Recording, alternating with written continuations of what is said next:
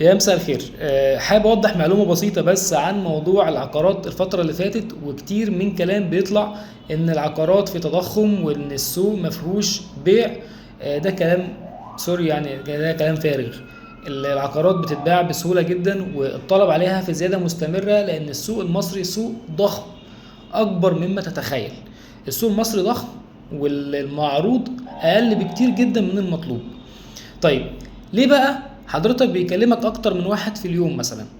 لان حضرتك ابديت اهتمام بالعقارات عامة، ايا كان العقارات دي خاصة باللي كلمك او مش اللي كلمك، ولكن في على السوشيال ميديا اعلانات، فحضرتك كتبت تم او كتبت بكام او كتبت مثلا او عملت كومنت، اي كومنت بقى، عملت لايك، فالرقم بتاع حضرتك بيسمع لشركات التسويق العقاري والشركات التطوير، بتشتري الارقام دي كداتا وبتبدأ تكلمها.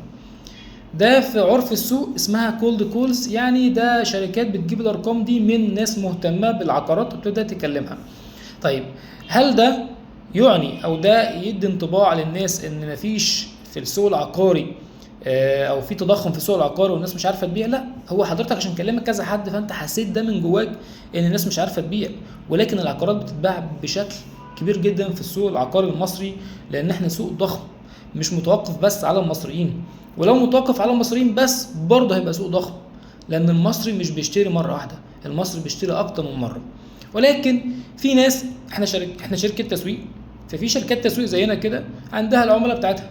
فاحنا كشركه تسويق عندنا مثلا ما يقارب من ال 10000 20000 عميل، فال 10000 20000 عميل دول احنا مش بنسيبهم يسالوا على السوشيال ميديا، ولكن احنا بنوفر لهم الفرص الموجوده في السوق ونبدا نكلمهم دايركت.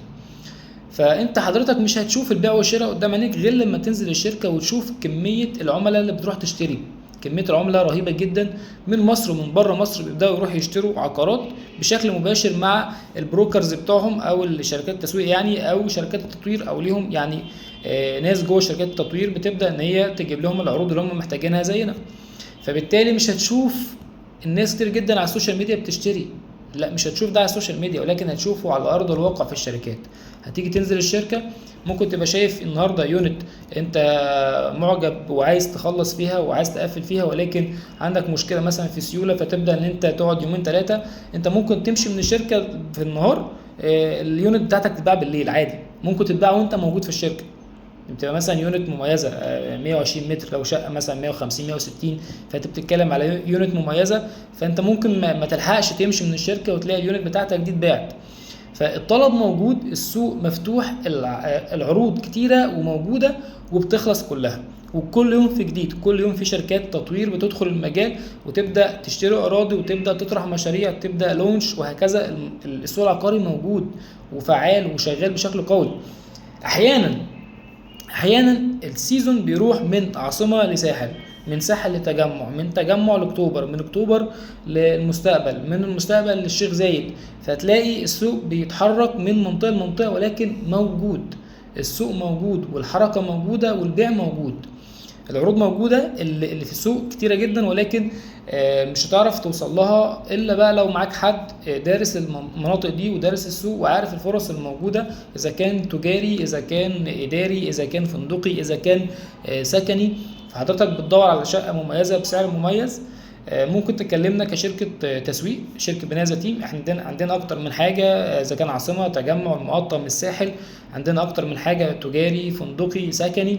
كل ده موجود معانا وكل دي عروض موجود معانا، منها حاجات كتيره. ممكن تكلمنا نعرف نوفر لك الفرصه المناسبه، ونعرف نرشح لك مشاريع وشركات محترمه جدا في السوق العقاري ما عليهاش اي مشاكل.